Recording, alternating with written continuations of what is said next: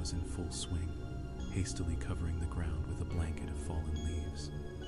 A hurricane-force wind howled, and rain poured down, making the thought of going outside utterly unappealing. Tree branches creaked and snapped under the onslaught, losing not only their leaves but also their brittle limbs, which fell to the asphalt and clogged the storm drains. Peeking out the window, I shivered. No way I was stepping a foot outside today. Besides, what was the point when I had everything I needed right here? My trusty laptop with work files and a couple of top-tier shooters, the television remote, and, of course, a refrigerator with enough food to last a while. Couldn't do without that. I woke up late today, around 3 p.m., because I'd been up until dawn poring over paperwork. A glance at the calendar made me whistle in surprise. Wow, it's Halloween. Time flies. I'll have to watch the original movie later. John Carpenter is still brilliant, even after almost 50 years. Grabbing the television remote, I habitually flipped to the local news. A pretty blonde anchor, whose name I'd either forgotten or never knew, was speaking. A severe storm warning has been issued for the Zagrebski district and the region at large. The hurricane has been assigned the highest danger class. Residents are advised not to leave their homes unless absolutely necessary, and if possible, to stock up on drinking water and food for a couple of days. She chirped in a melodic voice. I shook my head, mocking her. How thoughtful. Stay home if possible. And who's going to work if everyone stays cooped up in their apartments? Hearing my shuffling feet, my dog, Belyash, immediately rushed over to greet me. Hey, you miss me? You could have woken me up earlier, you sleepyhead. I didn't name my dog after the meat pie for culinary reasons. The story is much darker, and even now, I don't like to tell it. But Belyash wouldn't mind. He just wagged his stump of a tail, happy as could be. I found him as a puppy after seeing a homeless man on the street carrying a strange bundle to a cheap food stall at the bus station.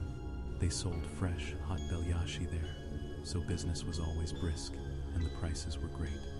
Everything seemed normal, except the bundle in the vagrant's hands was suspiciously stirring, which sparked a wave of indignation in me. My hunch was right. Calling out to the man, I snatched the bag from his hands and looked inside. At the bottom, a tiny, shivering ball of white fur, no bigger than my fist, was whimpering. The bum didn't wait for an interrogation. With a loud cry, he bolted. I picked up the puppy and called the police, who in turn called the sanitation department. It turned out that the owner of the stall had been exterminating hundreds of stray animals to make his cheap product. Powerful meat grinders pulverized not only the meat, but also the bones. The case might have faded from my memory if not for one detail. During the inspection of the stall's back room, they found a human arm, severed at the shoulder, under a table. Nearby stood a small galvanized bucket filled with metal dental prosthetics and dog collars. But the worst was a sack filled with the hair of the victim's long, snake-like locks of men's and women's hair in various colors, crawling with lice and cockroaches. The sight would induce a gag reflex in anyone. That's when even the seasoned detectives got unnerved. Anyone could have eaten those pies. The owner was arrested immediately. As a defense attorney, it was my duty to prepare his defense. But the resourceful businessman didn't wait for his trial. In his pre-trial detention cell, he chewed through the veins in his own wrists and submerged himself in a bath of his own blood, staring blankly at the ceiling. His cellmates claimed they saw nothing, but who could verify that now? In any case, good riddance to the scumbag. It was a shame, though. He would have been a prized specimen for my collection. A handwritten book dedicated to the most depraved monsters and serial killers I'd encountered. Many people hated me because I didn't shy away from defending maniacs, Satanists, and even cannibals. But someone had to do it. By law, even a dismemberer who'd gone completely off the rails was entitled to qualified legal assistance. It didn't matter if his stomach was still churning with undigested human flesh. My schedule was erratic. I could work for days straight and then lounge on the couch for several more. It's only in movies that criminal defense lawyers live in interrogation rooms and sleep in police stations, cuddling up with maniacs caught red-handed. My name is Maxim Kotov. To my friends, I'm just Cot, Cat. My business cards are in every police station in the city, and every detective knows who to call when they encounter another monster in human form. Unfortunately, due to the nature of my work, I often run into trouble. Recently, I defended a serial killer who murdered his victims by driving an awl through their eye sockets. Just before his arrest, he tried to use the same method on himself. It didn't quite work. The eye was lost, but he survived, only partially damaging his brain. The injury caused him to lose some of his reflexes.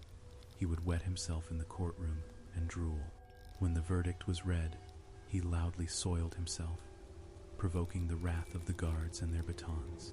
Of course, I couldn't save that monster from a life sentence, and frankly, I didn't want to. Nevertheless, the families of his victims retaliated by dousing my car with green paint and covering it with expanding foam, as if I were the one wielding the awl in dark alleyways. Since then, I've only parked my beat-up car in a paid lot. It's expensive, but it gives me peace of mind. I never give out my real address and try to use a pseudonym in public. Many would love to send me to the next world, but I'm just a lawyer, defending the darkest spawn of humanity. It all stemmed from my fascination with the mystical and all forms of horror. That's why I was never afraid to enter a cell with the most vicious monsters to hear their confessions and build a defense. Tired of waiting for his food, Belyash let out an insistent whine. With a smile, I opened the fridge. My dog was no fool. He only ate boiled meat, turning his nose up at canned food, especially after he himself almost became the filling for a pie. It's been a while since I had a case, buddy, I said with a sigh. Money has a way of running out. If this keeps up, we'll have to switch to breadcrumbs. Belyash, being a smart dog, listened intently, then gave me a long, unblinking stare. Outside, the rain began to drum against the window again. A moment later, a powerful gust of wind tore a satellite dish from the roof and hurled it into a storefront window like a discus. I heard the tinkle of shattering glass and the cries of rain-soaked pedestrians. I shook my head and went to find my smartphone to check my email and missed calls.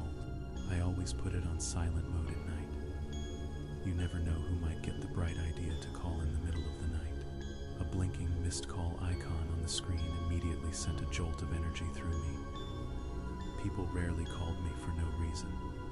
To be honest, my acquaintances were a little scared of me, thinking I'd absorbed some dark energy from my clients. That wasn't true, of course. I let their stories pass through me, but none of them ever settled in my heart. The number was unfamiliar. Wondering who it could be, I decided to call back. Listening to the long rings was tedious, but I forced myself to wait until someone picked up. Hello? You called me. There was some annoyed breathing on the other end. Yeah, I called. This is Lieutenant Egorov, the district officer for the Znamensky village. Look, we have a real nightmare here. I caught a maniac with dead bodies, a dismemberment. Damn it. He's demanding to see you. Even gave me your name and your business card. I raised an eyebrow in surprise. A dismemberment? Are you sure he's the one? And why haven't you taken him to the district police department? The lieutenant hesitated. Well, you see, it's not that simple. 3 people are dead. I called the district, of course. They said they'd send a car and a forensics team. But have you seen the weather? The roads washed out, the old bridge collapsed, and trees are falling one after another. An old maple just crushed the local post office. The only way in is the dirt road from the side of the micro-district. For now, I've locked the suspect in the basement of the local church. I grunted in disbelief. The church basement? What are you planning to do? Exorcise his demons? No. What demons? It's just that the basement is secure. The walls are a meter thick, built before the revolution, and the oak doors are reinforced with sheet iron. I could hear the offense in the officer's voice, so I quickly tried to smooth things over. All right, Lieutenant. Don't get worked up. If you need me to come, I'll come. No problem. But what did he do? Can you tell me anything concrete? The policeman paused for a moment, as if choosing his words carefully, then blurted out, "A mass murder. Ritualistic, it seems. 3 people killed in a clearing behind the village, and it looks like it's related to Halloween. Just come, you'll see everything for yourself." Hearing the number of victims, I perked up. A case like this would definitely be high profile, which meant a major boost to my already complicated karma. Okay, I'll be there, but don't tell anyone about this besides the district police, alright? I want to see the scene for myself. Got it, Maxim Igorovich. I'll be waiting. Just be careful and don't get too close to the trees. The church building is your landmark. You'll figure it out. And please hurry. It gets dark early now. I nodded in agreement and ended the call. My mood had improved significantly, despite the howling wind outside. Finally, I was back in the game. Sure, the weather was awful, but I wasn't going on foot. I'd take my car, and the fact that it was Halloween? Even better. This maniac's case would undoubtedly attract a lot of attention. The weather conditions outside had worsened. The wind was now bending trees to the ground, as if forcing them to bow to some mythical gods. Power began to fail in different parts of the city, and rivers of mud mixed with sewage from the flooded drains and fallen leaves flowed through the streets. Damn it! Why did I agree to go to this village? I thought, looking mournfully at Beliash. I had been itching for a case for days, a craving so intense I was willing to do anything to satisfy it. Beliash started to whine softly, as if he knew my thoughts. "What is it, boy? Want to have a heart-to-heart? Tell me not to go out at night, to be a good human." I knelt down to him. "No, Beliash, don't even ask. I'm going." "You don't want to switch from boiled meat to stale bread, do you?" "That's what I thought. Promise you'll wait for me?" I asked. The dog barked in agreement and wagged his stump of a tail. I smiled, pulled on a shortened rain jacket with a hood over my hoodie and jeans, and didn't forget my shoulder holster with its revolver. I'd gotten the permit right after law school. Better to be judged by 12 than carried by 6 drunken bastards who'd cut me up in a dark alley. Outside, a hellish chaos reigned, as if the heavens had decided to trade places with the underworld. I practically ran to the paid parking lot, splashing through puddles in my rubber boots. What was the point of nice shoes in a village? I'd save my Italian suede ones for the regional courthouse. Only when I was behind the wheel of my time-worn SUV did I feel relatively safe. Glancing at my watch, I started the engine and, with a reckless turn, left the lot, ignoring the angry shouts of the retired security guard. The drive was difficult. The wipers worked almost non-stop, struggling to clear the sheets of water crashing down on the city. I'd been to Znamensky before. It was nothing special, just a typical provincial backwater full of superstitions, mostly spread by the elderly. It was only when I turned onto the dirt road the lieutenant had mentioned that I realized how tough this would be. Fallen trees lay everywhere, and streams of rainwater had already cut the road into sections. I put on my favorite rock song about forests and wolves, trying to push away my anxious thoughts and concentrate on driving. Operating almost on autopilot, I skillfully maneuvered the car, weaving around one fallen tree after another. I must have passed at least a dozen, but when a massive oak tree crashed down behind me in a powerful gust of wind, I realized with horror that my way back was cut off. Damn it, I'm in deep now," I exclaimed, slamming my fist on the steering wheel. My heart pounded, and a foul taste filled my mouth. But it was too late to turn back. The only way was forward, to the village of Znamensky, the scene of a recent mass murder. The rest of the way was surprisingly better. There were fewer fallen trees, and the hurricane's squall had shifted slightly, bypassing the village. I saw the church from a distance, an old wooden building with its gilded dome and cross gleaming faintly. Although I'd never been superstitious, I felt a little uneasy. A bloodthirsty maniac locked in the basement of a village church. It sounded like the plot of a horror movie. At the turnoff to the church, I saw Lieutenant Igorov. He was dressed in a rain-slicked uniform and looked up as my headlights flashed, silently pointing toward the edge of the forest, where, I presumed, the murders had taken place. Good, I thought. I'll get a look at the scene myself before the forensics team arrives. Then a thought struck me. Will they even make it here tonight? Considering the oak tree behind me, I turned the wheel, almost splashing the lieutenant with mud. He declined to get in the car and trudged glumly behind my vehicle. As I approached the clearing, I noticed a huge crimson stain of pooled liquid in the center. Could it be blood? I killed the engine, got out of the car, and approached on stiff legs. What I saw made me sick to my stomach. 3 mutilated bodies lay in the clearing in unnatural poses, or what was left of them. All had been eviscerated, their hearts torn from their chests. I knew this from the characteristic holes in their rib cages, the result of brutal traumatic force. Raindrops had collected in the empty hollows of their abdomens. I heard footsteps behind me and knew without turning that it was the lieutenant. Who did this to them, Lieutenant? Was it your detainee? Igorov sniffled, clearly frozen from waiting for me in the downpour. It was him, Maxim Igorovich. That lunatic came to me himself, covered in blood from head to toe. He had a knife in his hand and a necklace of intestines around his neck. Kept muttering something about Halloween and a 25-year cycle. I shuddered and looked at the officer in surprise. He wasn't a big guy. It was hard to believe he'd subdued this butcher himself. He couldn't have been more than 30, though I was about the same age myself.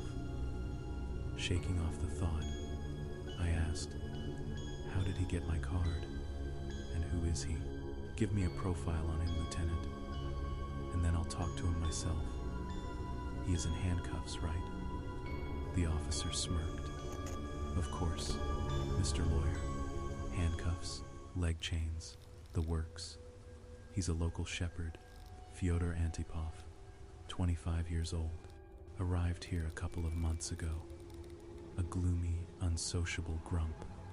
The locals whispered that he was intimate with his sheep, but I don't believe that.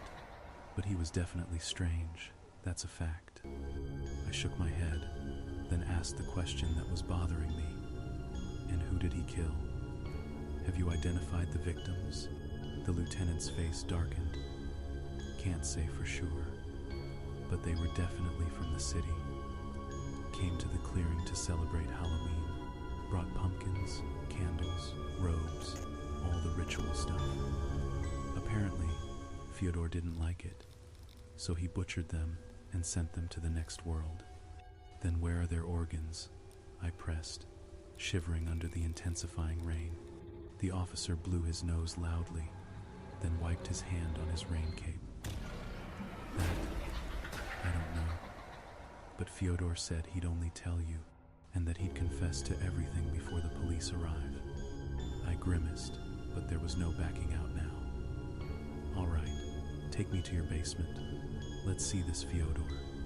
And what's your first name?" "Oleg," the officer replied, and started walking toward the church cellar, the entrance to which was on the outside of the building. The entire way back to the church, I couldn't shake a strange feeling of unreality. Why were there no lights on in any of the windows? Maybe the hurricane had knocked out the power to this godforsaken village. Damn it, why did I even come here, especially at night? Twilight was already deepening, and I still had to listen to a maniac's confession.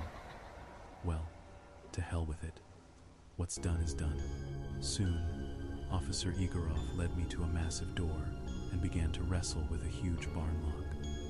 As he finally managed it and swung the door open, he stepped aside to let me pass.